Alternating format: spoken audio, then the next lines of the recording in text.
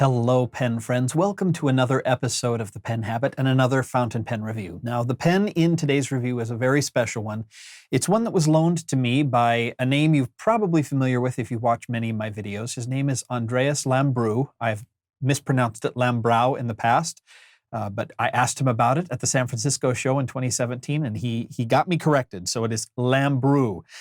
He is the president of Lambrou pens, formerly known as classic pens. And if you've watched my videos before, you know that the classic pens LB5 is one of my all-time favorite pens. I love it. I've loved it for a long time. It has been my #1 pen for the last 2 years running. And I was excited to get this chance. So at the San Francisco show, I stopped by Andy's table, as I usually do at every show that we're both at, just to see what's new and exciting. And he offered to lend me this pen. This is the Classic Pens LB6. This is the Virtues series of the pens, and it's a little bit different. I'll show you some of the differences and go into the specifics of it. And this is the Humanity version. There are only 10 made in each of the colors, and this is with a gold vermeil trim. So let's go through the pen. So right off the top, you can tell this is a very lovely pen. It is made from the diffusion bonded acrylic that Classic Pens / Lambrou pens is well known for. This is the marble white material, and this is made by casting individual sheets of 3 millimeters and then bonding these sheets together, cutting it across the grain of the material to get this really lovely striated effect that you get. I love this material. I love it in all of the colors. I have an LB5 in this material as well.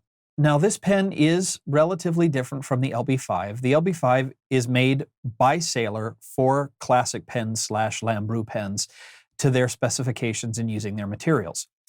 The LB6 is made by craftsman and master pen maker Paul Rossi, who lives in California.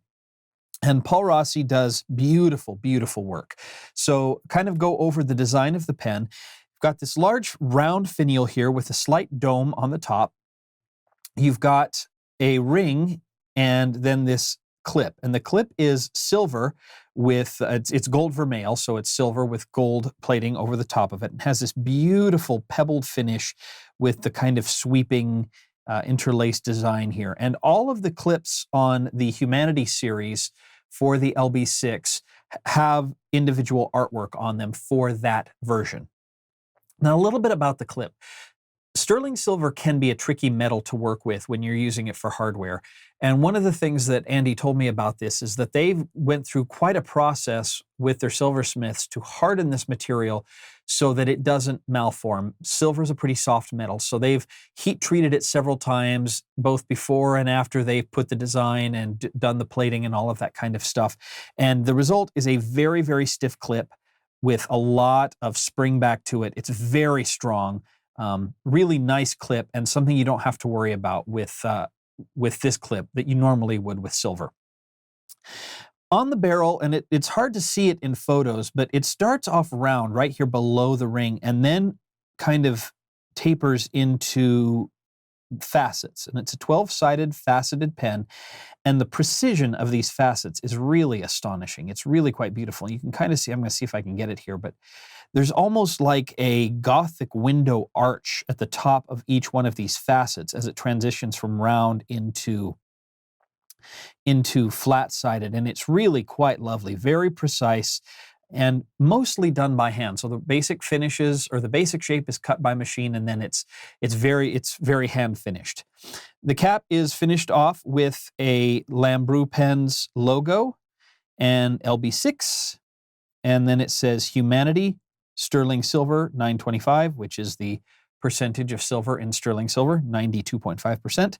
And then this is 00 of 10. Now, as I mentioned, there are only 10 in each color made. There's a blue, a red, a green, a purple, a brown, and a white.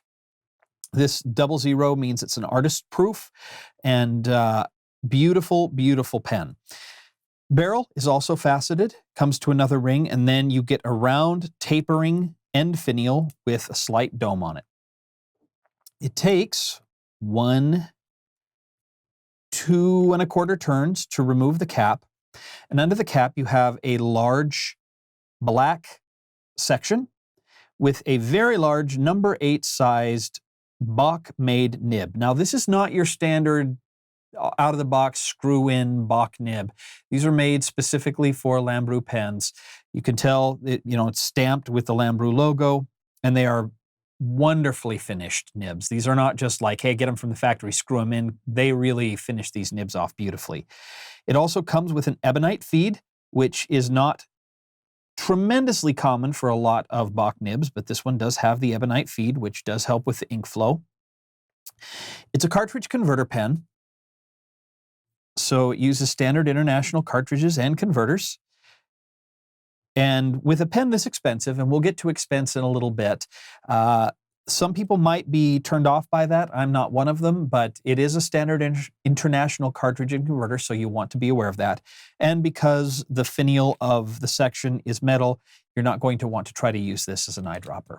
The nib is 14 karat gold. This is a medium nib and wonderfully adjusted. I'll get to that in the writing sample. And this pen is really quite comfortable in the hand. It's a large pen. So compared to the LB5, when capped, the LB6 is actually a little bit shorter than the LB5. The LB5 has those kind of pointed finials that are traditional with the Sailor King of Pen model. Uncapped, though, because this cap posts so deeply and the threads are so high up on the barrel, it's actually longer uncapped than the LB5 is. It is also just a slight bit wider than the LB5. Coming in about 13.5 millimeters right here in the middle of the section. And it does taper, so you can get a slightly narrower grip or a slightly wider grip as you see fit. It's hefty. Even though it's acrylic, there's a lot of weight to this acrylic, so it is heavier than you would expect for pen. It can be posted, but it doesn't post deeply and results in a very back-heavy, kind of unwieldy, ungainly feel. I would never post this pen, other than what I just did there. And it doesn't post super deeply either, so that's something you're going to want to consider. Overall, I think this is a beautiful pen. I could see myself, were I not already so heavily invested in the LB5 world, really getting into this. I love the artwork on the clip. I love the deep chiseled edges of that kind of men's neckwear, men's tie design on the clip. It really is an attractive package, beautiful material. The craftsmanship and the artistry in the construction are better than almost any pen I've ever seen. They really are absolutely top notch, which you would expect for a pen in this price range. So let's do some measurements, do some comparisons. Let me show you how it writes, and then we'll talk about the price.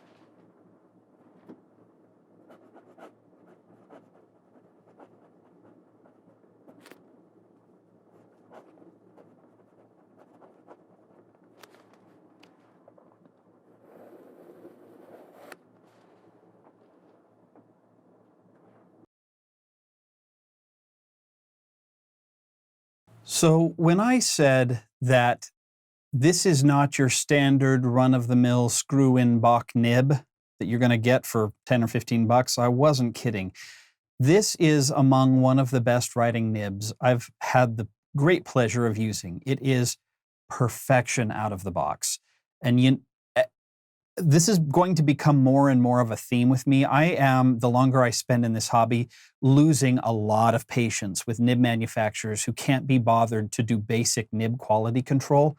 I don't really care who makes your nib, but you sure as heck better make sure that you are adjusting your nib before you send it out. If you don't, I got very little patience with you. And you don't have to worry about that with this pen.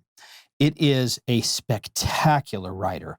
It is silky smooth, nice and juicy. You can see the wet ink flow here. I mean, it is just a nice, juicy, beautiful nib. Very, very smooth. It does have just a little bit of give to it. It's a 14-karat nib. It's not soft by any stretch of the imagination, but if you write with a touch of pressure, you're going to get a slight increase in ink flow, very slight increase in line width. But overall, I can't imagine that there would be a whole lot more you could do to this nib to make it a better writer, unless you're one of those oddballs who likes cursive italics or something like that. If you like a round nib, this is one of the nicest I've had the great opportunity to use. I also have not had any problems with ink starvation or poor ink flow. It's a nice, generous ink flow. It maintains that ink flow for page after page after page of writing. It really is a spectacular writer. It's very comfortable in the hand, and in reverse writing, it's even smooth, very smooth in this direction. So it's more like a fine here than a medium. True to medium, maybe a touch on the broad side just because of the really, really generous ink flow. But man, oh man, is this a fun pen to write with. If this were mine to keep, I would really enjoy using it. It's balanced, it's bouncy, it's just sits comfortably in the hand. It's got a little bit of heft, but not too much. There is just a lot of good to say about the way this pen writes.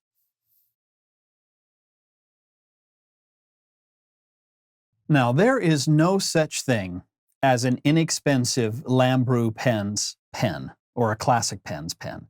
They don't exist. The entire line of Lambrou pens are very small batch, limited edition, handcrafted pens from expensive materials made with the utmost care. You're not going to find a better made pen out there, in my opinion. Now, again, if you've watched my videos, you know these pens are not cheap. And when I'm saying not cheap, my LB5s, those can run anywhere from $1,200 to $2,000, depending on the nib you get and the color and how rare it is and that sort of thing. These are a smaller batch pen made of the same very high-end material and requiring a slightly wider rod stock than the old version. And so they have this wider rod stock that can be used. And these run anywhere from $2,800 to $3,200. That is a lot of money for a pen. It is going to be way too much money for the great majority of people. There are only 10 in each color made, as I mentioned earlier, and you have to pre-order them. You can determine whether or not you want the faceted design or the round design. You can determine whether you want silver hardware or the gold vermeil hardware. I will tell you, the gold vermeil and the facets are both add to the price. So if you didn't want either of those, that would be on the lower end. If you want both, that's going to be on the higher end. Beautiful pen. The is it worth it question is one you're going to have to answer for yourself. I love this pen. I would love to own this pen. I don't think I could justify owning it for $2,800 or $3,200 in the case of this particular pen, it's a wonderful pen, but not so much better than the LB5, of which I am so very fond. So this is quite an expensive pen, and it's not going to be for most people. You got the money, you love the design, go for it, because you're not going to be disappointed by the pen if you do have the money and you want to get it. All right, a huge, huge thank you to Lambrou Pens for letting me borrow this pen for a couple of weeks. This pen already actually has a home, so I am keeping it from its home in order to do this review. So huge thanks to Andy and the folks at Lambrou Pens for letting me borrow this. To you, Andy, and to Paul, you did a beautiful job on the manufacture of this pen. I really, really like it. To the rest of you, if you've made it this far in the review and didn't fall off your chairs when I told you the price, make sure to head over to penhabit.com to check out the written review, see more about the pen, and some additional photos. You can also head over to penhabit.com, check out the Inky Fingers notebook line, and pick up some Inky Fingers notebooks. That helps to support the channel. I'm also accepting donations via PayPal, Venmo, or Patreon, and you can find out more about that in the links down in the description below. If you have any questions or comments, feel free to leave them here or drop me an email at penhabit@gmail.com. I appreciate you joining me for another review, and we'll see you here next time on The Pen Habit. Bye.